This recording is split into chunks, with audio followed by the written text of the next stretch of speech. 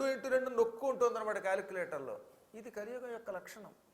క్రమక్రమంగా తెలివితేటలు తగ్గిపోతాయి, పుస్తకాలు కంఠస్థం చేసేవాడు తగ్గిపోతారు. అసలు పోతన గారు అంటే ఏమిటో తెలియని వాడు ఉన్నారుగా ఈ మధ్యన. రామాయణం ఎవరు రాశారండి, ఎవరు రాసిన రామాయణం చదవనండి అంటుందంటే వాల్మీకి రామాయణం రాశాడని కూడా తెలియని పుణ్యాత్మురాలు ఉందన్నమాట. అది చాలా పాపం, భవిష్యత్తులో మనకు శాపం అది. పూర్వకాలంలో పుస్తకాలు అక్కర్లేకుండా వేదాలు, పురాణాలు, ఇతిహాసాలు, సకల గ్రంథాలు టక్ టక్ టక్ కంఠస్థం చేసి మస్తకంతో అప్పచెప్పేవారు. పుస్తకం చూసి పురాణం చెప్పడం ఏంటి అసలు? అలా చెప్పాడంటే అది అధమ పాఠక, లిఖిత పాఠకుడు అంటారు వాడిని. మీరు చూశారుగా, పాఠకుల్లో అధములు అంటే ఏమిటి? చూసి పురాణం చెప్పడం అంటే చూడకుండా పురాణము చెప్పలేని దుస్థితి కలియుగంలో వచ్చేసింది మానవులకి. దీనికి గల కారణం క్రమంగా బుద్ధి బలం తగ్గిపోవటమే. దానికి కారణం మన బుద్ధి పనికి మాలిన పదార్థాలకేసి వెళ్ళిపోవటం వల్ల. డబ్బు అనే జబ్బు ఎప్పుడు పెట్టిందో అప్పటి నుంచి ప్రజల్లో మార్పు వచ్చేసింది. కాబట్టి కలియుగంలో సోమరులు, రెండోది తెలివితేటలు, జ్ఞాపక శక్తి తగ్గిపోతాయి, మూడవది అల్పతరాయువులు, ఆయువు బాగా తక్కువ. పూర్వం 1000 సంవత్సరాలు జీవించేవారు ఇప్పుడు 1000 సంవత్సరాలు పోయి గట్టిగా 100 ఏళ్ళు బతికేవాడు చాలా తక్కువ. పుట్టినప్పుడే చచ్చిపోతున్నారు, పెరుగుతూ చచ్చిపోతున్నారు. ఒక వ్యక్తి రోడ్డు మీదకి వెడితే మళ్ళీ ఇంటికి తిరిగి వస్తాడనే నమ్మకం లేకుండా పోయింది. ఆయువు చాలా తక్కువ ఈ కలియుగంలో. పోని ఉన్న 4 రోజులు ఆరోగ్యంగా ఉంటారా? లేదు, ఉగ్రరోగ సంకలితులు.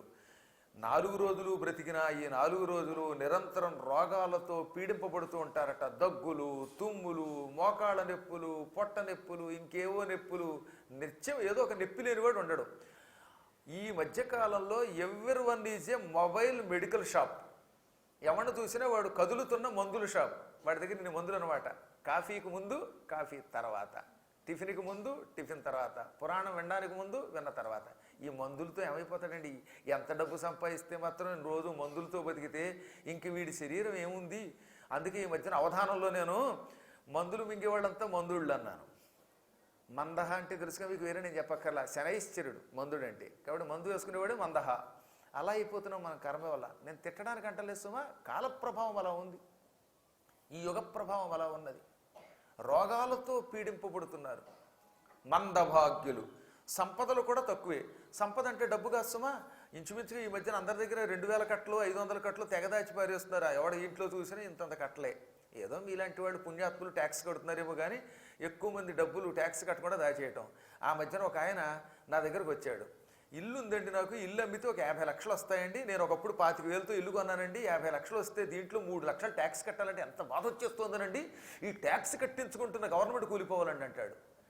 25,000 పెట్టి కొన్న ఇల్లు ఇవాళ 50 లక్షలు వస్తుందని సంతోషించట్లా, 3 లక్షలు గవర్నమెంట్ కట్టడానికి ఏడుస్తాడు వీడు. ఇలాంటి దౌర్భాగ్యులు ఈ కలియుగంలో దేశమునకు ట్యాక్స్ కట్టడానికి ఏడ్చేవాళ్ళు తయారవుతారట. వీళ్ళు మందభాగ్యులు. అంటే ఆరోగ్యం బాగుండదు, ఆనందం ఉండదు, నిత్యం దుఃఖంతో ఉంటే వాడు మందభాగ్యుడు. అంటే ఎంత డబ్బు ఉంటే మానసిక ఆనందం లేకపోతే ఉపయోగం ఉంది? శరీరము మనస్సు నిరంతరం ఎవడు స్వస్థతతో ఉంచుకుంటాడో, ఎవడు ఉల్లాసంగా ఉంటాడో, ఆనందంగా ఉంటాడో వాడు భాగ్యవంతుడంటే. అవి లేనివాడు మందభాగ్యుడు. ఇటువంటి ఈ కాలంలో దురదృష్టవశాత్తు అందరూ ఏడుస్తున్న కాలంలో మా అదృష్టవశాత్తు నువ్వు వచ్చావు. ప్రజలకు దురదృష్టం, మాకు నీవు రావడం అదృష్టం. సుకర్మములు చెయ్యలేరు ఈ కాలంలో, మంచి పనులు చెయ్యరు.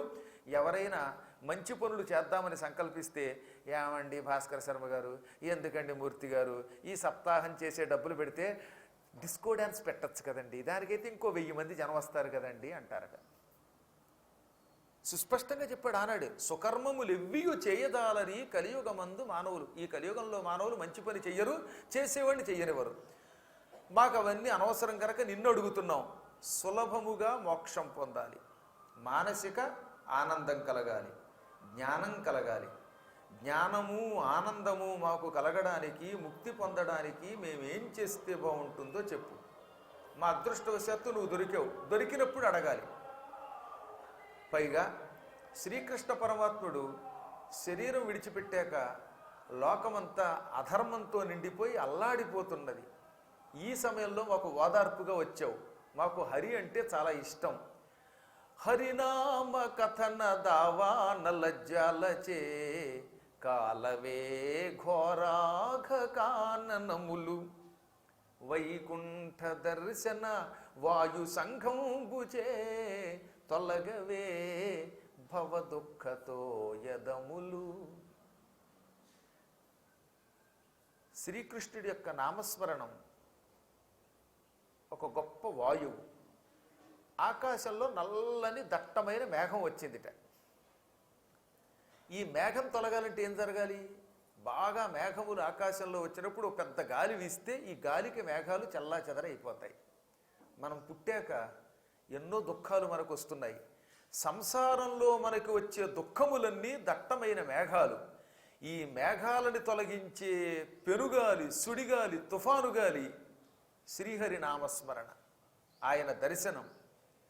శ్రీకృష్ణుడి కథలు ఒక గొప్ప అపూర్వమైనటువంటి సింహం. మనం చేసిన పాపాల వల్ల మనకి అపమృత్యువులు వస్తున్నాయట. ఒక వ్యక్తికి 100 ఏళ్ళు ఆయువు రాశాడు అనుకుందాం, కానీ 100 ఏళ్ళు బతకడు. వాడు చేసే పాపాల వల్ల వాడి ఆయువు కొంచెం కొంచెం తగ్గిపోతుందట. అందుకే కలియుగంలో మానవులు 60 ఏళ్ళకి, 50 ఏళ్ళకి, 40 ఏళ్ళకి ఏదో రకంగా చచ్చిపోతున్నారు. ఇలా అకాలంలో మరణించడాన్ని అపమృత్యువు అంటారు. ఈ అపమృత్యువులన్నీ ఏనుగులు. ఏనుగు యొక్క కుంభస్థలాన్ని సింహం చీల్చినట్టుగా శ్రీమన్నారాయణుడి కథ అనే సింహం మనకొచ్చే అపమృత్యువులనే ఏనుగులను చీల్చి చెండాడుతూ ఉంటుంది. ఎంతెందుకు, నళిన నయ్యన నామ నావచే కాక సంసార జలధి దాటి చనగరాదు. సంసారం ఒక మహాసముద్రం. సముద్రం దాటాలంటే పెద్ద ఓడ కావాలి. సంసారం అనే సముద్రం దాటాలంటే శ్రీకృష్ణుడి నామస్మరణం పాదం అనే ఒక నావ కావాలి. శ్రీకృష్ణుడి పాదం అనే నావ లేకుండా ఈ సంసార సముద్రంలో నుంచి ఎవరం బయటపడలేము. అందువల్ల మేము అడుగుతున్నాం, మాకు విష్ణు ప్రభావం చెప్పు. వేయునేల మాకు విష్ణు ప్రభావంబు తెలుపవయ్య సూత ధీసమేత. మాకు వెయ్యెందుకు? శ్రీకృష్ణుడి కథ చెప్పు, ఆయన లీలలు చెప్పు, అవి విని మేము తరిస్తాం. శ్రీకృష్ణుడు వెళ్ళిపోయాక ధర్మం చాలా కాలం పాటు నలిగిపోయింది. ఆయన ఉన్నంతకాలం ధర్మం 4 పాదాల నడిచింది. ఆ పరమాత్ముడు అవతారం చాలించగానే ధర్మం యొక్క బలం తగ్గిపోయింది. ధర్మం ఏడ్చిందిట. అప్పటి నుంచి ధర్మదేవత మళ్ళీ మమ్మల్ని ఎవరు రక్షిస్తారు అని గజగజలాడిందిట. ధర్మదేవత చాలా ఏడ్చిందండి కృష్ణుడి శరీరం విడిచిపెట్టాక. అయ్యో, ఆయన ఉన్నప్పుడు ధర్మం హాయిగా సాగింది, ఇప్పుడు ఆయన లేడు, నేను ఎవరిని ఆశ్రయించాలనుకున్నది. ఆ సమయంలో దేవతలంతా కలిసి కలియుగంలో ధర్మం భాగవతము జరుగుతున్న చోట మాత్రమే ఉంటుంది అని వరం ఇచ్చారు. కాబట్టి ఇప్పుడు ఇక్కడ ధర్మదేవత 4 పాదాల మీద ఉంటుంది 7 రోజులు. అందుకని భాగవతం సప్తాహంగా చెయ్యాలి. ధర్మదేవతకు ఆనందం కలిగించే ఆ కృష్ణ కథలు చెప్పవా? సంసారం అనే సముద్రం, కలియుగం అనే సముద్రం దాటాలనుకుంటున్న మాకు శ్రీకృష్ణుడి కథ అనే నౌక పుచ్చుకొని వచ్చిన ఓ కర్ణధార, ఓ కెప్టెన్ సోత, మమ్మల్ని ఆనందపెట్టు అనగా సూతుడు తన గురువుగారు వ్యాసుడికి నమస్కరించాడు. అక్కడదనమాట శ్లోకం. నారాయణం నమస్కృత్య నరంచైవ నరోత్తమం దేవీం సరస్వతీం వ్యాసం తతో జయముదీరయేతిది భాగవతంలో ప్రథమ స్కంధంలో శ్లోకం. ఈ శ్లోకాన్ని వ్యాసుడు ఇంచుమించుగా అన్ని పురాణాల్లో రాశాడు. దీనిని పోతన గారు అనువాదం చేస్తూ తెలుగులోకి నారాయణునకు నరునకు భారతికి నిమృక్కి వ్యాసు పదములకు నమస్కారము చేసి వచింతు నుదార గ్రంథంబు దళిత తనుబంధంబున్. సంసార బంధములను తొలగించే కథ భాగవతం. భాగవతం అనే గ్రంథం విన్నా, చెప్పినా, దానిని చూసినా, నమస్కరించినా, లేక ఒక్క అక్షరం అందులో ఉన్న శ్లోకంలోది విన్నా వాడి సంసార బంధములన్నీ నాశనమైపోతాయట. దళిత తనుబంధము, శరీర బంధములన్నీ, సంసార బంధములన్నీ తొలగించే గ్రంథం భాగవతం. ఈ గ్రంథం చెప్పాలంటే ముందు ఎవరికి నమస్కరించాలి? నారాయణం, శ్రీమన్నారాయణుడు ఈ కథా దేవత గనక, అధిష్టాన దేవత గనక ఆయనకి నమస్కరించాలి. ఆ తర్వాత జీవులకు కూడా నమస్కరించాలి. నరుడు అంటే కేవలం అర్జునుడిని కాదు, అక్కడ వినే మీరంతా నరుళ్ళే, చెప్పేవాడు నారాయణుడు. జీవాత్మకు కూడా నమస్కరించాలి, ప్రతి జీవుడిలో పరమాత్మ ఉంటాడు గనక. కాబట్టి నారాయణునికి, నరునకు. ఆ తర్వాత ఇంత భాగవతం లోకానికి అందించిన మహానుభావుడు వ్యాసుడు, ఆయన పదాలకు కూడా నమస్కారం చెయ్యాలి. ఆపై ఈ కథంతా వ్యాసుని ద్వారా లోకానికి అందించిన తల్లి జగన్మాత శారదామాత. ఆవిడ కటాక్షం లేకపోతే నోరు విప్పలేం, ఒక్క ముక్క నోట్లోంచి రాదు. ఒకవేళ నేను చెప్పినా మీకు అర్థం కాదు. అర్థం అవ్వాలన్నా చెప్పాలన్నా సరస్వతీ కటాక్షం ఉండాలి. అందువల్ల భారతికి నమస్కారం చెయ్యాలి. దేవీం సరస్వతీం, సరస్వతీదేవికి కూడా నమస్కారం చెయ్యాలి. అప్పుడే ఆ కథ చెప్పాలి అని ఆయన నమస్కరించి చెప్పడం మొదలుపెట్టాడు.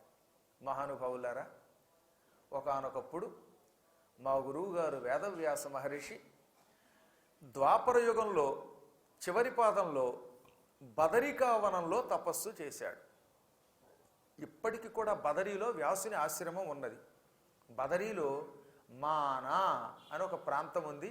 అక్కడే సరస్వతీ నది పుట్టి కొంత దూరం ప్రవహించి ఆ తర్వాత గంగా నదిలో కలిసిపోతుంది. అక్కడ గంగా నదిని అలకనంద అంటారు. అలకనంద నది ఒకవైపు నుంచి, సరస్వతి మరోవైపు నుంచి వస్తాయి.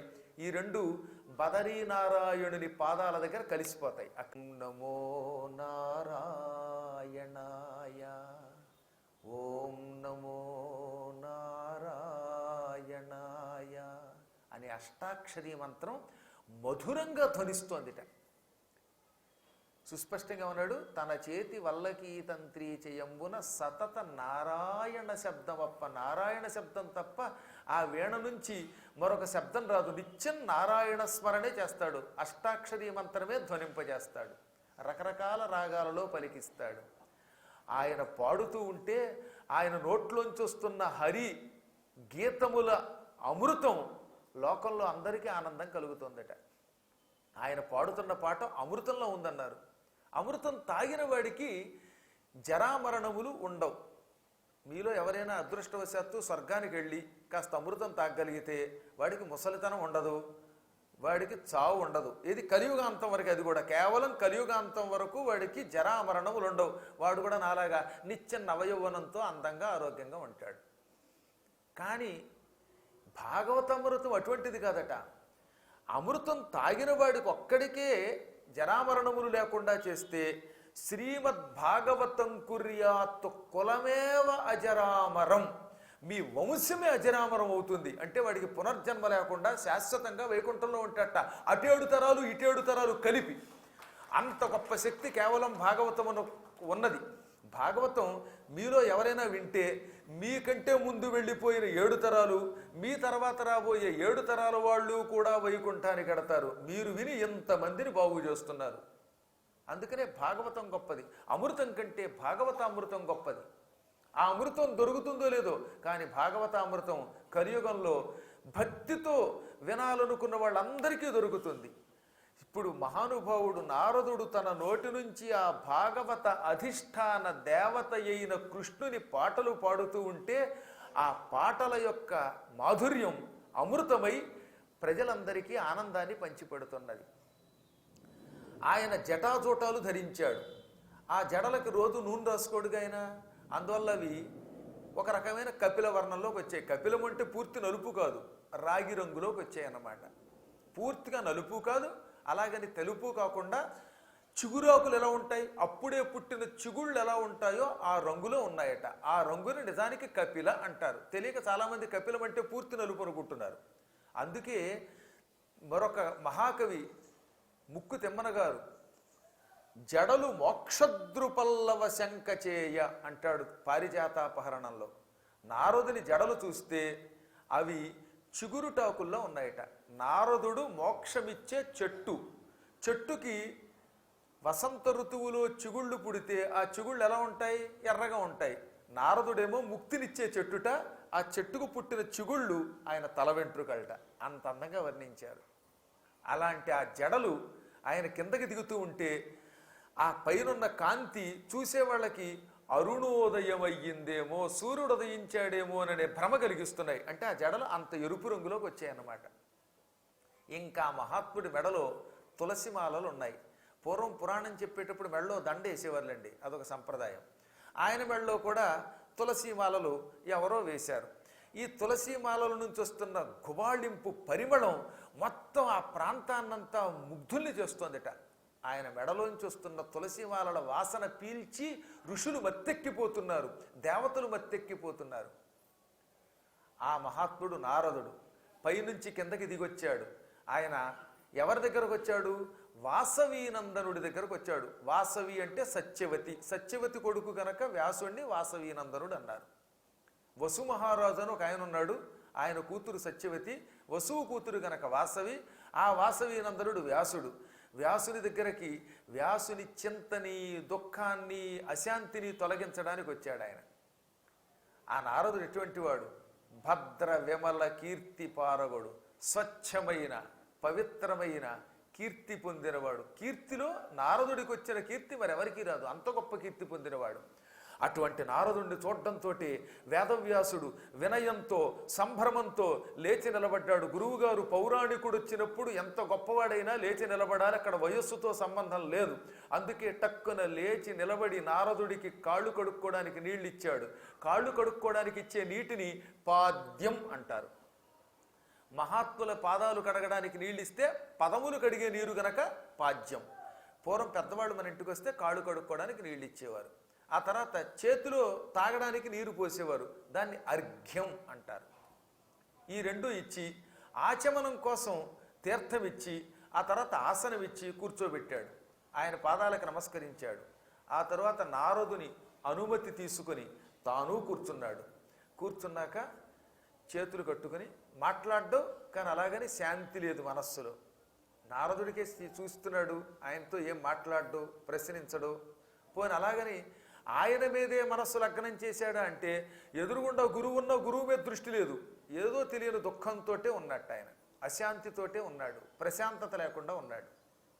అప్పుడు మహాత్ముడు నారదుడు చేతిలో ఉన్న మహతి సన్నగా శృతి చేసుకుంటూ తానే కలిగించుకుని ఇలా అన్నట్ట, నాయన వ్యాస పుత్ర, ఏదో తెలియని చింతతో నువ్వు బాధపడుతున్నట్టు నాకు అనిపిస్తున్నది. నువ్వు సామాన్యుడివా? ధాతవు భారత శృతి విధాతవు, వేద పదార్థజాల విజ్ఞాతవు. నువ్వు బ్రహ్మస్వరూపుడివి. ఆ బ్రహ్మదేవుడు ప్రాణుల్ని సృష్టించాడు. నువ్వు భారతమనే పంచమ వేదాన్నే సృష్టించిన మహాత్ముడివి. వేదాలన్నిటినీ బాగా చదివిన వాడివి. కామ ముఖ్య రిపుషట్క విజేతవు. కామ క్రోధ లోభ మోహ మదమాత్సర్యాలని 6 శత్రువుల్ని జయించడం ఈ ప్రపంచంలో ఎవడి వల్ల కాదు. నీవు సాధనతో వాటిని కూడా జయించావు. యోగినేతవు, వేద పదార్థజాల నిర్ణేతవు, యోగినేతవు, వినీతుడవీవు చలించి చెల్లరే కాతరు కైవడిన్ వగవ కారణమేమి పరాశరాత్మజ. ఓ పరాశర పుత్ర, వేదములను విభజించావు, పురాణాలు రాశావు, ధర్మములు లోకంలో ప్రపంచించావు. మానవుడు ఏ ఏ ధర్మములను ఆచరిస్తే వాడికి సుఖం కలుగుతుందో అవన్నీ చెప్పావు. యోగులకు నాయకుడివి. మునులందరూ మా నాయకుడు వ్యాసుడు అని నిన్నే ఏకగ్రీవంగా ఎన్నుకున్నారు. అంతటి మహానుభావులైన యోగులకు నాయకుడివి. పోనీ ఇన్ని ఉన్న అహంకారం ఉందా? లేదు. మాట వరసకు కూడా దురహంకారం లేని వినయవంతుడు వ్యాసుడు. అందుకే నారదుడు రాగానే నమస్కరించాడా లేదా? ఆయనకే అహంకారం ఉంటే కాలు మీద కాలేసి కూర్చుంటాడు. అలాంటి వాడు కాదు ఆయన. వినీతుడు, వినయవంతుడు. ఇన్ని శుభలక్షణములు కలిగిన వాళ్ళు ఈ ప్రపంచంలో ఉండరు. ఒకటేమిటి? బ్రహ్మవి, వేదాలను విభజించిన వాడివి, పురాణములు రాసిన వాడివి, భారతం రాసిన వాడివి, శిష్యుల్ని బాగు చేసిన వాడివి, వినయం కలిగిన వాడివి, కామాదులు జయించిన వాడివి. ఇన్ని మంచి లక్షణములు కలిగిన నీకు కూడా ఏదో దుఃఖం కలిగిందంటే నాకు ఆశ్చర్యంగా ఉంది. సాధారణంగా అశాంతి ఎవరు పొందుతారు? పామరులు పొందుతారు. జ్ఞానం లేనివాడు, చదువు లేనివాడు చిన్న చిన్న వాటికి ఆందోళన చెందుతాడు. జ్ఞాని ప్రపంచంలో ప్రళయం వచ్చి మీద పడుతున్నా సరే నిశ్చింతగా ఉంటాడు. ఏమైపోయినా కూడా కంగారు పడ్డడు, భయపడ్డాడు, దుఃఖించడు. మరి ఎందుకు నువ్వు దుఃఖిస్తున్నావు? పైగా ప్రజలందరినీ దేనికి కంగారు పడకండి, ఎప్పుడూ ధైర్యంతో ఉండండి అని చెప్పిన నువ్వు ధైర్యం విడిచిపెడితే ఎలాగా? నీకు ఈ దుఃఖానికి కారణం ఏమిటి అని ఏమీ ఎరగనట్టుగా అడిగట్ట నారదుడు. అన్నీ తెలుసుండి కూడా అడిగాడు. అప్పుడు వ్యాసుడు, మహాత్మా నీవన్నది నిజమే, ఇన్ని గ్రంథాలు రాశాను, శిష్యుల్ని తయారు చేశాను, గొప్పవాడిని అనిపించుకున్నాను, ఎన్నుంటే లాభం ఏమిటి? ఏదో తెలియని అశాంతి పట్టుకుంది నన్ను. కారణమేమో తెలియదు. రోగం ఏమిటో తెలిస్తే మందు వేసుకుంటాం. అసలు రోగమే తెలియని దానికి మందు ఎక్కడి నుంచి వస్తుంది? నా అశాంతికి, అప్రశాంతికి కారణం ఏమిటో తెలియటం లేదు. నువ్వు గురువువి, అదేమిటో చెప్పి నన్ను అనుగ్రహించు అన్నాడు. అప్పుడు చెప్పాడు వ్యాసుడు, ఇప్పుడు చెబుతున్నా విను.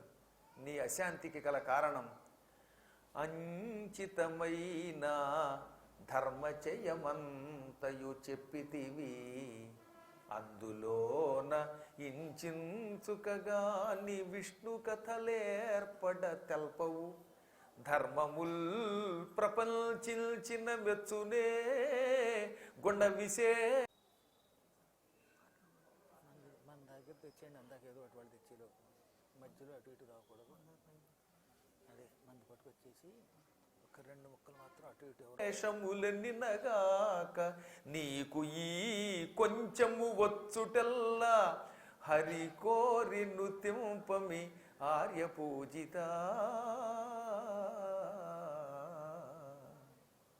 వ్యాస, నువ్వు పెద్దలందరి చేత పూజలు అందుకున్న మహాత్ముడివి. ఒకప్పుడు ఈ ప్రపంచ